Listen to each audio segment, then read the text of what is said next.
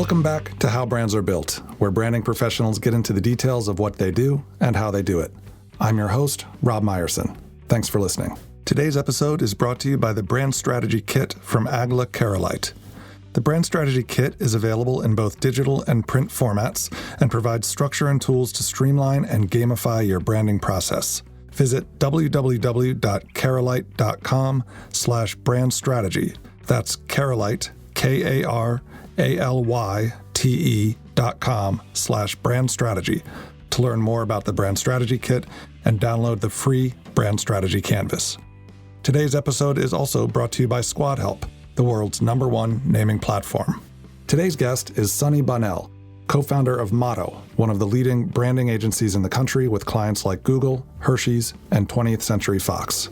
Sunny is also the author of a recent book, Rare Breed, a guide to success for the defiant, dangerous, and different. Along with her co-founder, Ashleigh Hansberger, she also co-hosts a YouTube and podcast series called Rare Breed, where they sit down with guests like Charlemagne the God and John Baptiste. I asked Sunny about Motto's origin story, the challenges of being one of very few female-owned agencies, the 7 virtues she explores in Rare Breed, the importance of diversity, and more. Let's dive in. Sunny Bonnell, thanks so much for joining me on the podcast. Happy to be here. So you and your co-founder Ashleigh run a successful brand consulting or branding firm called Motto. Why did you start Motto, and what has the company's path been over the past 15 years? Yeah, I think 15 years ago, we set out to change the branding conversations. We were young college dropouts in our early 20s and had $250 to our name. And yet we had a vision, and we wanted to move companies beyond what they do and sell to what they stand for and believe in.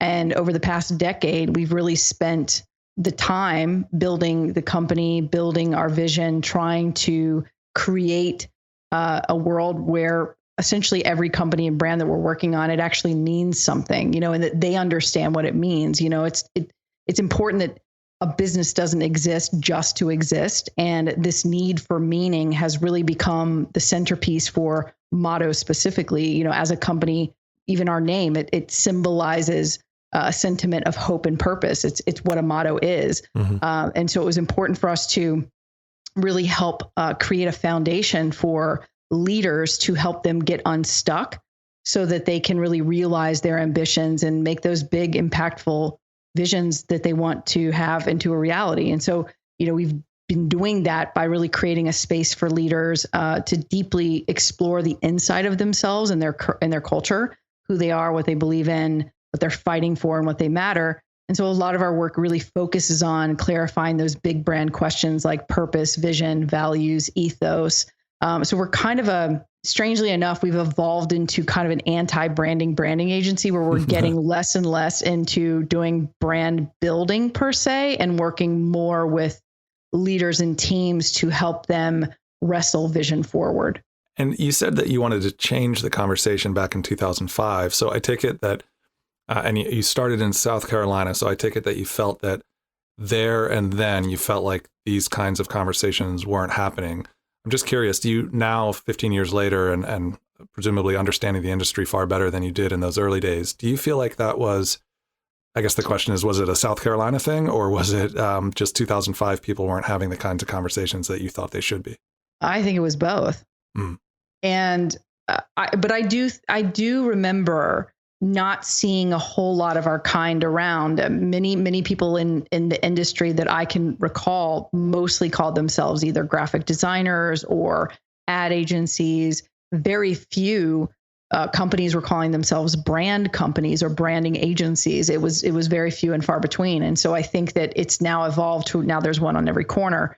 But back then, what I saw and what we saw was a tremendous amount of vanilla, homogenized sort of ad agency, ad hoc work. Right. And we felt that there needed to be more of a meaningful conversation around that. And so we sort of positioned our company as, how do we make a brand matter, not just pretty? And that really became the ethos of everything we did, because we didn't have another founder or any other instruction manual or any other branding person to look up to. We were just two women who had a bold and brave idea and wanted to shake the status quo. And I think that's where that came from.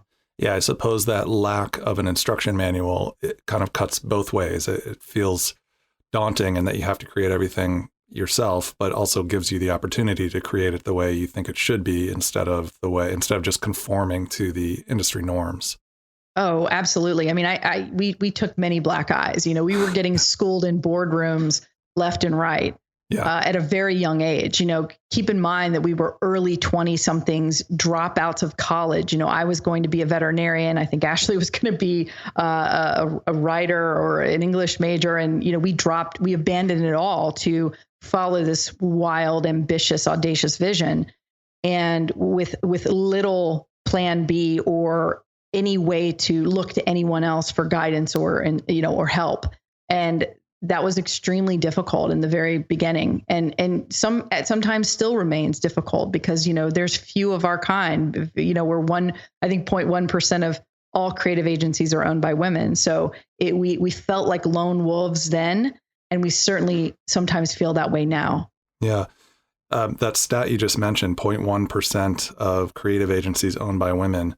It's remarkable. What obstacles have you faced as a female-led agency? You mentioned, it wasn't just that it was a female-led agency, but also your youth and the fact that you dropped out of college. But I'm just curious specifically, because I'm trying to get a little bit of a handle on how big of an issue the branding industry and maybe corporate America at large still has, from your point of view, with sexism or whatever you want to call it. So any personal experiences, and do you feel like things are changing at all? I think we're starting to chip away at the iceberg, but I wouldn't say that we're where I'd like to see us be. I think, in the early years of running Motto, I can, without a shadow of a doubt, say that we were told numerous times we were too young, too inexperienced, too broke, too weird, too something to succeed in a world where 6GS admin made the rules.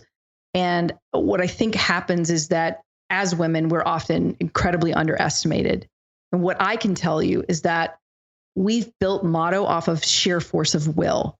Yeah. The more you tell us we can't, the harder we work to prove that we can and we will build an agency with a name that people know. And that kind of, I have a saying that be thankful for small minds, because that's how the rose grew from the concrete, how, templates are shattered, how battles are won. Mm-hmm. The more that you're oppressed, often the harder you fight back. And that was very much the case in our early years. We were sabotaged. Like again, we were in a small town where it's extremely competitive, and no one wanted to see us succeed. And wow. Because we were stealing market, we were stealing clients, and we were a threat. We didn't realize at the time we were a threat, but we absolutely were. And it sort of allowed us to get shaped very early on about what that looks like when not everyone is rooting for you, when not everyone is in your corner. And I'd like to think that that's changing. Now I have so much more camaraderie with other agencies and other branding companies and people in the industry, far more than we did in the very beginning. So I love that I'm seeing that, and I feel very supported more so than we did in the beginning, but it was absolutely there. Yeah. Well, not to be too cynical, but it's easy to want to support the two of you when the success is already there, right? People want to, associate themselves with that success. It's harder to be supportive when you guys were just getting started out, I assume. Yeah, absolutely. Many folks were doubters, and I think it happens because of a lot of reasons, jealousy, just lack of awareness, lack of support, feeling that you're going to take projects from other people. It's tough being in business, no matter what you're running, a company, being a solopreneur, working, leading a full team, having a big agency, like all of these things are extremely difficult to do. And it's not easy, and if it was easy, everyone would do it. And the reality is not many people are cut out for staring into the abyss, as Elon Musk calls it, where you feel like you are kind of at the top and of the mountain, and you're carrying a lot of the weight. Yeah. So you've clearly learned quite a bit over the 15 years through all those trials and tribulations of staring into the abyss. And now you've written a book, which I assume contains some of the lessons that you've learned. So the book is Rare Breed, A Guide to Success for the Defiant, Dangerous, and Different. And I feel like we've already hit on some of the reasons that it makes sense for you and Ashleigh to be the ones to write this book. But what is the central thesis or premise of the book? Yeah, well, we started with a curious question. What if you could take the parts of yourself that other people criticize, traits they call defiant, dangerous, and different, and turn those things into your selling points?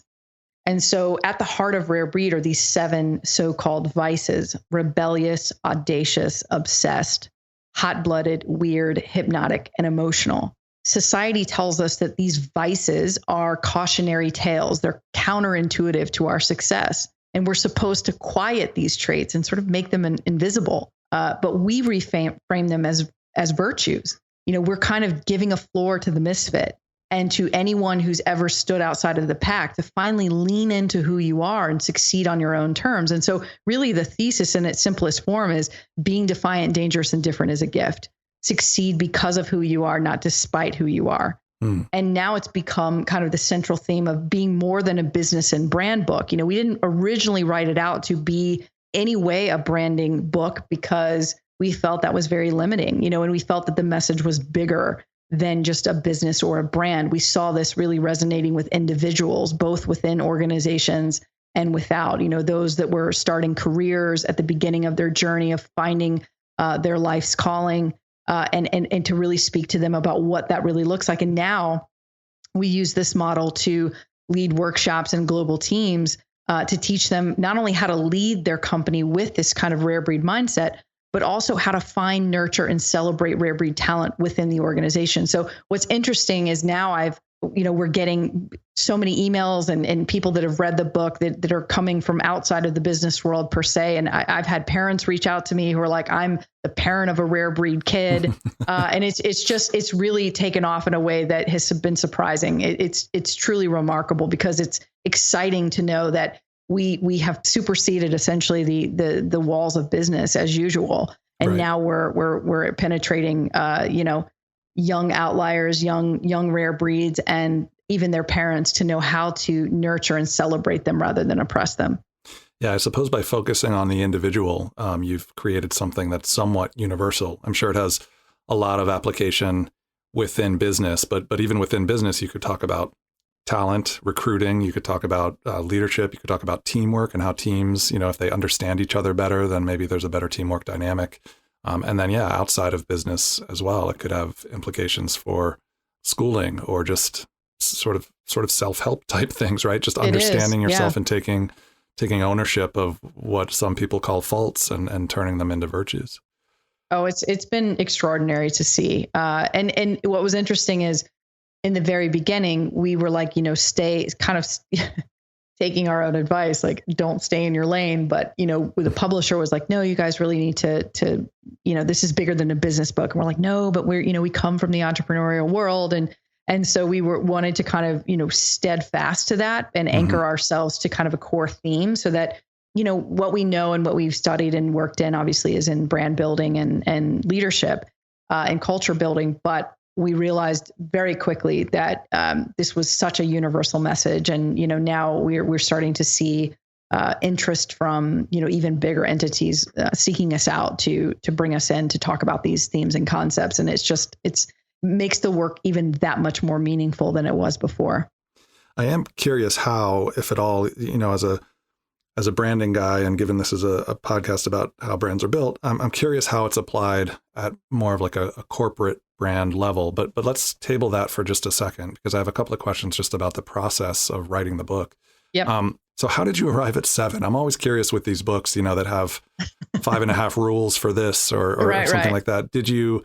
Was it hard to get up to 7, or did you start with 100 and had to narrow it down? What was that like? Oh yeah, that's a good question. Yeah, no, it was, through honestly years of research, study, late nights, crumpled paper, anxiety attacks, all the fun things like that. Right. No, as I mentioned early on in our business, many people doubted us, to the point where we were really starting to doubt ourselves. And I think a few years into business, we were really struggling to stay afloat. And it's not like we ever had $1 million in capital to float us. We were 100% bootstrapped and still are to this day. We've never taken it outside funding. We've never had any help financially. And, I guess we were probably about a year and a half into business, and we actually considered closing up Motto until we had a pivotal conversation with my dad, who also had a unique entrepreneurial journey where he grew up in a coal mining camp and, had started his company, never went to college, but I know that he started, I think, with even less than we had. And I remember him telling us, you two are a rare breed and not everybody's going to get you. And, the ones who do will never forget you. And that really completely changed how we saw ourselves and built our confidence. And keep in mind, he gave us that phrase and the phrase rare breed in 2007. And it wasn't until 2019 that we turned that phrase into our book. And really stuck with you.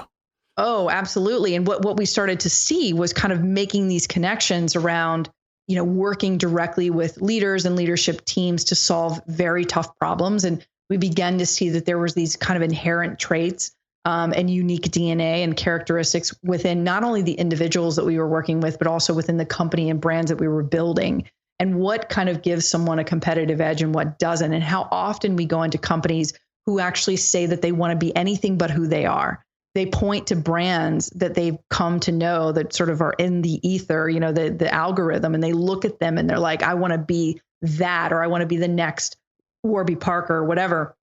And I'm like, why don't you try being the next you?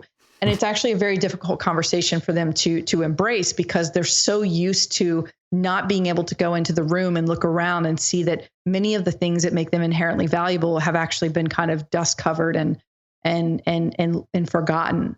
And so what we started to do was go in and almost like walk in the room and sort of blow the dust off the shelves and say, you have all these amazing things within you that you're not celebrating. Then we started to say, well, what does that look like, in individuals? And so we started to kind of like map out, what are these traits? And we had hundreds and hundreds of these things. And what we knew that they had to have was they had to be inherently good and evil, meaning they had to have a dark side and a light side. Right. They had to be as uplifting as they were undoing. And what was interesting that we found is that the more that we wrote words out, the more that we kept finding that they laddered up to one of these 7.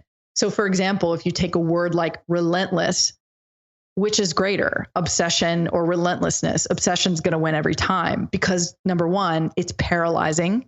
It can keep you from doing things and accomplishing things. It can haunt you, but it can also make you do some of the greatest work of your life.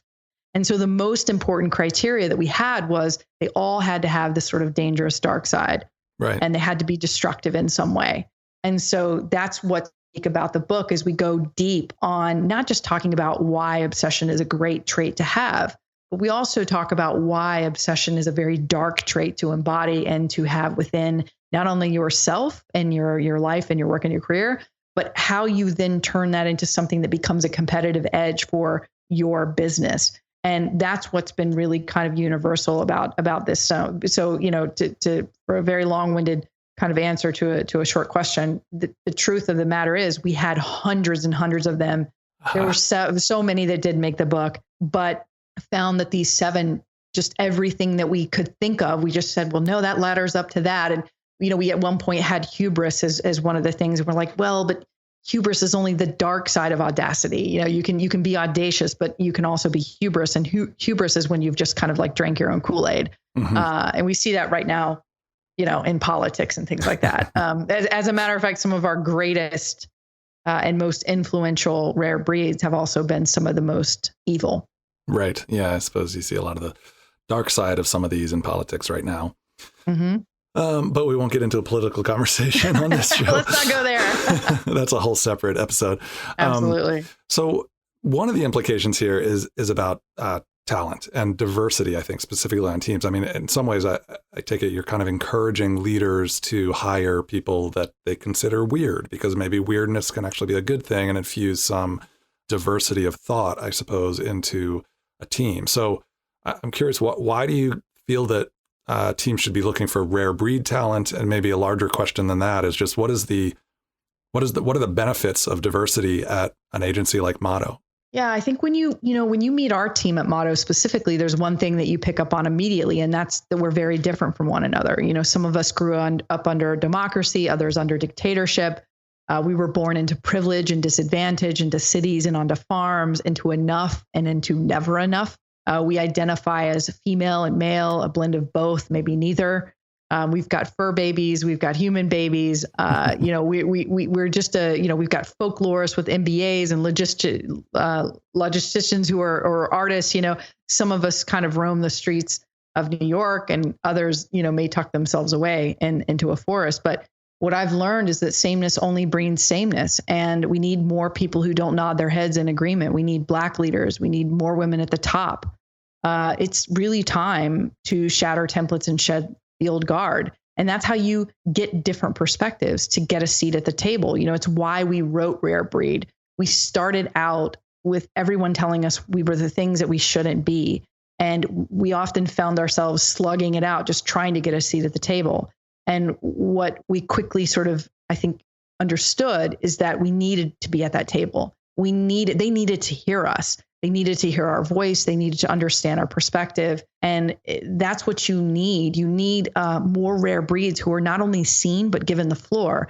And that's what makes great companies. They're not all made up of everyone that looks like me or you. We have to bring in people that, stay up all night and don't follow the 9 to 5 and work a little bit odd and, just have different idiosyncrasies that maybe not our norm, but are certainly like very valuable to the way we think, work, and operate. And we've seen time and time again, more companies often than not, they do sort of not know what to do with the rare breed or those that they feel are different within their organization. We kind of seek out cultural fit when in fact, sometimes we need someone who's not exactly totally in alignment with how we think and work. And that's really dangerous for a lot of companies to bring on because we don't know how to deal with ourselves, let alone the mess of other humans.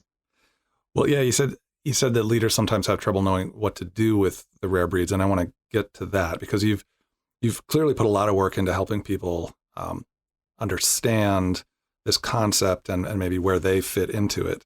And in fact, I should mention you, in addition to the book, created the Rare Breed Quiz, which is great. And I encourage people to check that out. It's rarebreedquiz.com. I took it. I'm apparently audacious, but I'll say it was a really, really hard quiz because so many of the multiple choice answers I couldn't decide, or I wanted to answer with 2 out of the 4 options. Intentionally. Yeah.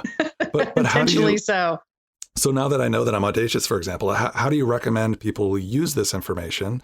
And I take it that you may have a set of instructions for me or for individuals, but I'm also curious, how might you use this with a client, with an organization, and how it would impact their brand? Yeah, well, the quiz has become something of a bit of a phenomenon. We had this, idea that we were going to create a quiz when we wrote the book and started to work with a psychologist and a professor to create this sort of 28-question quiz. And what the quiz sets out to do is reveal what your dominant virtue is. So are you rebellious? Are you audacious? Are you obsessed, hot-blooded, weird, hypnotic, and emotional? Once you take it, it reveals the dominant trait with sort of a deep analysis of the positive and negative sides of each trait and how to unlock it within your life, work, and career. And what's nutty is I think something like crazy 20,000 people have taken it in the last few months. And we're not even marketing it. It's really bananas. And what's cool though is to see what I see from the back end, of course, is like what actually people identify with, which is really fascinating and probably very valuable to someone out there that needs that kind of data. But what it's going to teach you, obviously it's not going to go deep as if the book would, but it's very revelatory in that it's going to talk a lot about what is that dominant trait that you have. What are some of the characteristics of that trait? Who are people in the world right now that have that trait specifically? So you can kind of, we identify sometimes, like if you say, Whoopi Goldberg, is weird or something like that, you might kind of identify with that or know who that is. And so we sort of, pinpoint some historical figures, both in the past and current, that embody that trait. And then we just go a little bit into what it looks like to leverage it, from a positive standpoint and a negative standpoint. But of course, the book itself goes much, much deeper into that, far more than a quiz result can do. However, we're currently working on a business quiz that would allow businesses and business leaders to sort of take the quiz and see not only who their team is, as what you mentioned earlier, which is very valuable. Who am I working with? What are they like? It's got a nice spectrum, because then you can kind of be like, okay, like Bob is hot blooded, you kind of know that he's probably going to be a little bit feisty and fiery and have That's that white hot. The last thing I expected passion. of Bob. I've met some Bobs that are hot blooded, believe it or not. They'll pound their fists on the table and you'll be like, what's up, Bob? We never knew. You would think Bob would be emotional, but he's not. So yeah, that's kind of the gist of it. And what it does is when you know who you are and how to lean into unorthodox traits, it immediately begins to separate you from the pack. And it also begins to change the way you think about those traits. Because keep in mind, we are notorious for telling people, God, you're just so emotional. You're so weird. Yeah, using them as negative. We throw it off. Yeah, we throw it off as if it's no thing. But people who hear that over time, that's their identity. And our identities are being shaped from the moment that we're born. And, some of these people that you throw those kinds of statements to, they never quite get beyond it. And I know a lot of people that have read the book and have reached out to me who are like, I've never heard my own voice. And this gave me the opportunity to hear my own desires of where I want to go in life. And that's huge, because that must be really gratifying. Because people some people stay silent forever. And if this book can help them change course or, get out of a job and get into a calling, that's a powerful thing. And to have a book reach on that kind of level is why we wrote it. This episode of How Brands Are Built is brought to you by Squadhelp, the world's #1 naming platform. Here's how Squadhelp works. You launch a naming contest to engage hundreds of naming experts. You're guided through an agency-level naming process that goes beyond traditional crowdsourcing. The platform uses AI and includes name validation features such as audience testing, trademark validation, linguistic analysis, and quality scoring. And Squadhelp doesn't just do naming. You can also use their platform for taglines or slogans, as well as logo design. To launch your naming contest today, go to squadhelp.com and start receiving custom name suggestions instantly. Squadhelp, company, brand, and business name ideas by experts.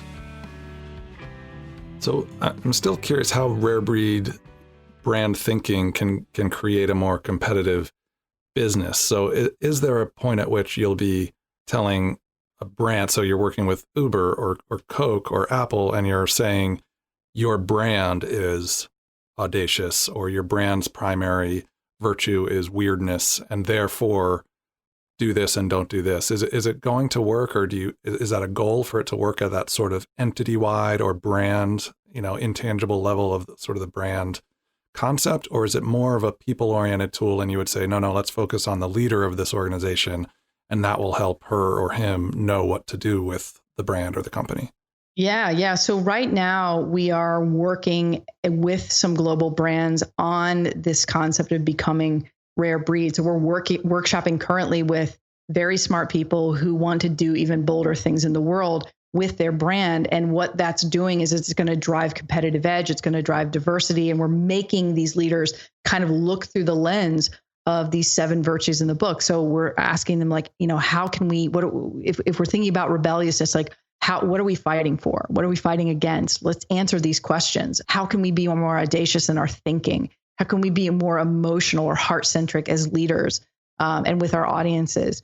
So we're using these kind of pivotal virtues, which were sort of applied to a person. We're now applying them within the structures of organizations. It's actually been super successful. We're currently not even able to take on any more clients who want to do it because of the wait list. So we're literally turning people away just simply because we can't do it. We haven't even built it enough to where other people can do it. So it's now we're kind of trying to build out that so that we can service more companies at a higher level. But right now it's kind of one-to-one through obviously virtual means, given what's going on right now in the world. But Yeah, I mean, what we're teaching them is how to celebrate things like rebellious attitude, audacious vision, obsessive work ethic, weird, unexpected experiences, emotional connection. These are qualities that most businesses do not possess. They don't inherently possess them. They're seen as too risky. And trust me, I've been in some of the biggest brands on earth, some of the best brands on earth. I've been in them, and they still fundamentally struggle with these questions. Because we're all curious about relevancy. We want to make sure that the brands that we're building and the companies that we build never fade, they never age, right? And so relevancy is a big thing. And you're always having to be kind of looking over your shoulder a little bit to know where you fit, where you're going. So absolutely, we're trying to teach leaders and organizations and teams how to not only embrace these qualities within their cultures and teams and their mindset, but actually hire for them. So it's kind of a dualistic thing that's happening, and it's pretty powerful. Sure, because the culture should be reflected in the brand and vice versa, right? You can't absolutely have a weird brand if you don't have any weird people working on the brand or working at the company.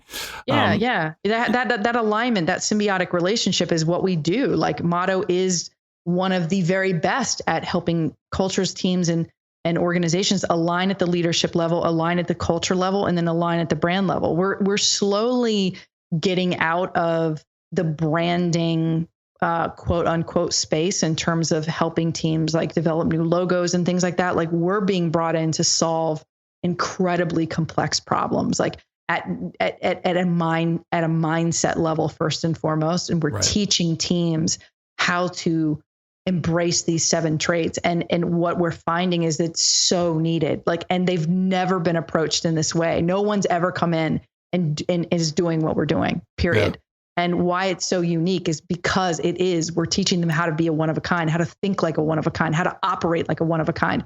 We're teaching them how to distribute this thinking and operationalize the brand at every single level. And that takes us away from just like coming in and giving, designing a brand. Yeah. It's what we started out doing. And now we're slowly and surely growing even into more security of that position because it's what we do best. And, we don't have a love affair anymore with designing the brand, not like we did. Right.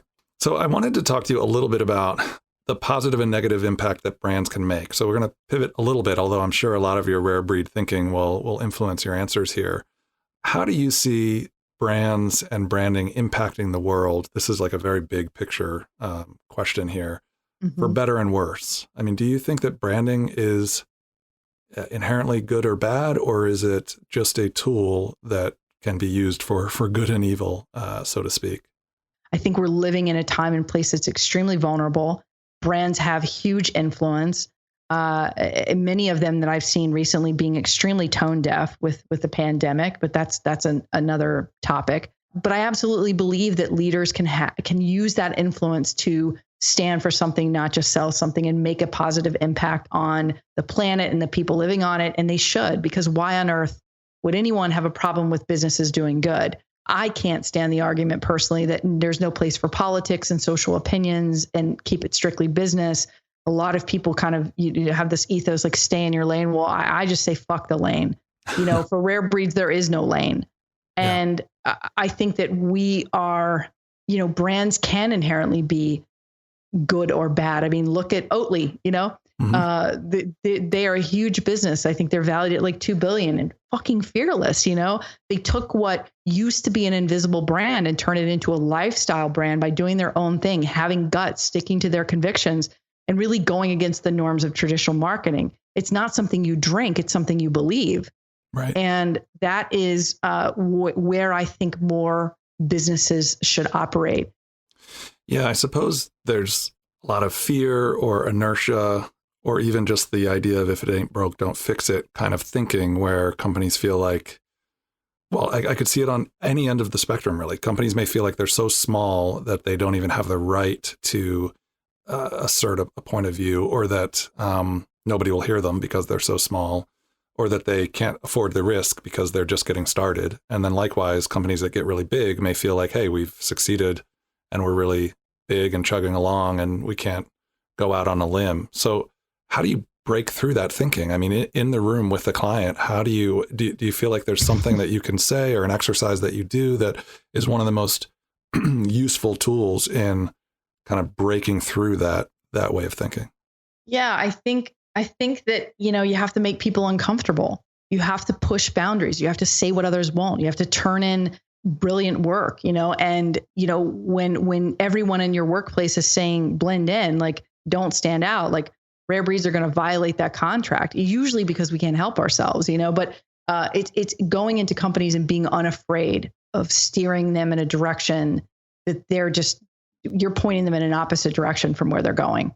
And it can be extremely vulnerable. And we've done it time and time again. If brands had it all figured out, they wouldn't need us, right? Yeah. They need us.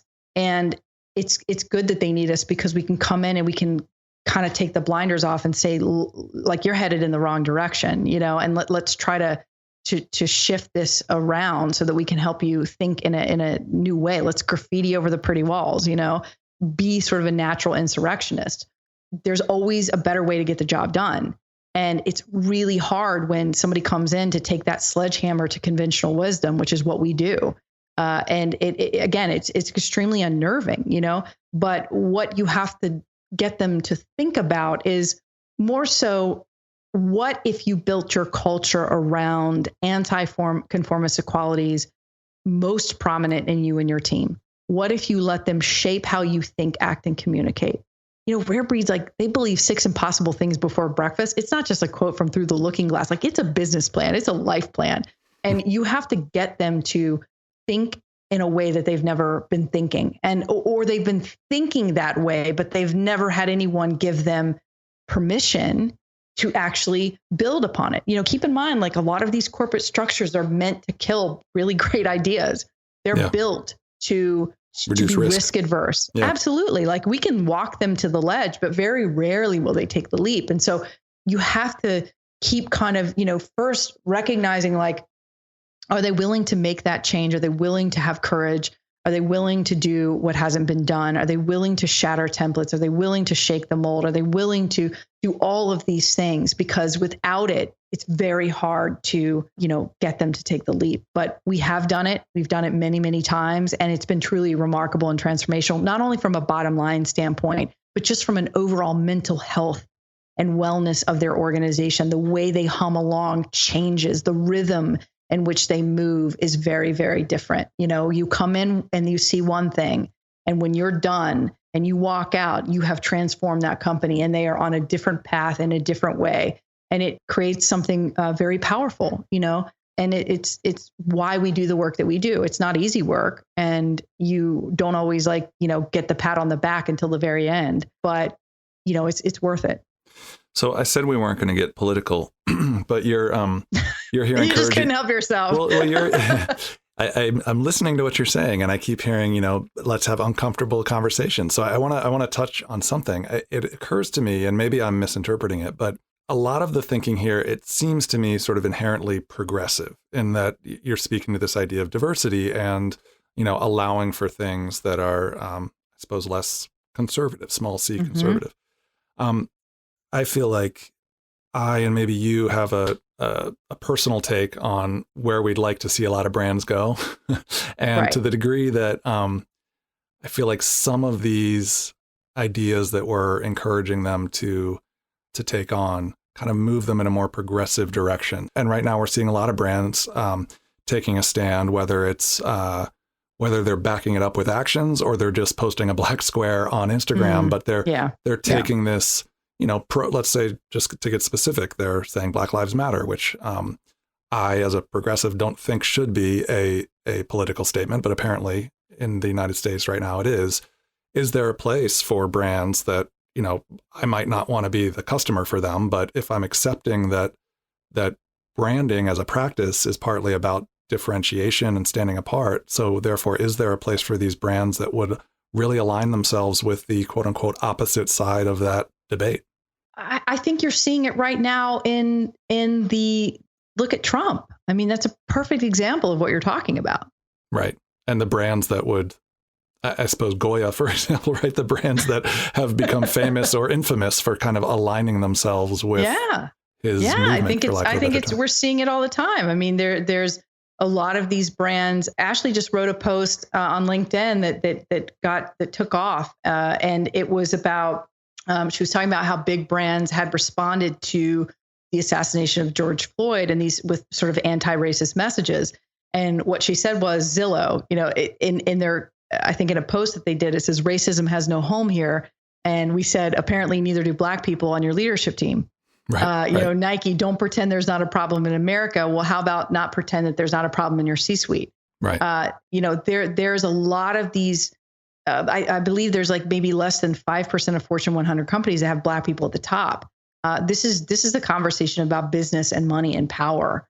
And there's not equality and representation in business right now. And I think you're seeing it even with, to other brands that are aligning to the dark side. You have companies that align and celebrate on the light side. And I think it's just the conversation that's out there is like some of these brands, they are rooted in some evil practices. Yeah, it's funny. It seems to me that, and maybe it's because I'm clearly not the target audience for it, but it seems to me that a lot of the brands that may feel differently about things like Black Lives Matter and some of the other kind of political questions of the day, they just sort of don't speak up, right? I mean, as much as we can put Nike's feet to the flames for not having a diverse board or C-suite, they did come out and say something. I would think that for every company like Nike, there's probably a dozen or more that not only don't have any diversity, but also didn't even bother to say anything. Which is maybe worse. I mean, I guess we could debate which is worse or better. Silence is compliance, Yeah. I think that, I'm seeing that. I'm seeing that in many brands. I mean, even in brands that I've personally been in who have sold me on their culture. And when I have walked in that culture, have found a very different idea of a good culture versus a bad culture. I would argue that some cultures I've been in are extremely toxic, and they're touting themselves as a positive work culture. So, I think this runs rampant in both sides of the coin, and what these brands and how they position themselves is it's certainly noteworthy. And I think that we're seeing more and more companies who either don't speak up, or what I'm also seeing is people that were compliant somehow grew a conscience and then are now speaking out. I think, there's people recently, I believe, who've jumped off the Trump executive team and leadership team who are now coming forth and saying what a shit show that was, Yeah, right. So and it's so easy to get speaking out, turning against them, but then you have people who are drinking the Kool-Aid, right? On both sides of that. Yeah. And I think both on the individual level and on the sort of corporate company level, it's easy to be cynical. A lot of these people who have jumped ship and turned around and want to write a book about what a shit show it was, maybe they're just trying to make money, maybe not. Maybe they are trying to have a sort of come to Jesus moment about what they really should be doing. Yeah. Similarly, when you're mentioning brands, I was thinking of the NFL, which all of a sudden seems to be realizing, quote unquote, that they should have listened to Colin Kaepernick when he was kneeling to protest police brutality. And on the one hand, maybe they're sensing that it'll start to hit their pocketbook if they don't, recognize that. But I guess as consumers, maybe it's okay to just accept that, well, at least they're listening right now. And at least they are doing what they probably should have done. And maybe it's a lot later than it should have been. And maybe they're doing it for the wrong reasons, but still, I guess I would prefer them doing it than not doing it. Yeah, I have seen brands do that as well. And I imagine that, or at least what I've seen is that it takes so much to have courage, even in companies where the risk isn't that great, where there's not much to lose, there's not much to forego. I still see leaders and teams grapple with owning who they are and also doing the right thing in the right moment at the right time. Yeah. And sometimes they kind of rebound and come back and say, I shouldn't have done that or whatever. I mean, I saw it with Fearless Girl, right? It down on Wall Street, you saw the Fearless Girl, and that whole was just a marketing ploy, and the entire board was made up of men. Right. I think those types of intentions get snuffed out really quickly. And I think more and more consumers they're making brands accountable.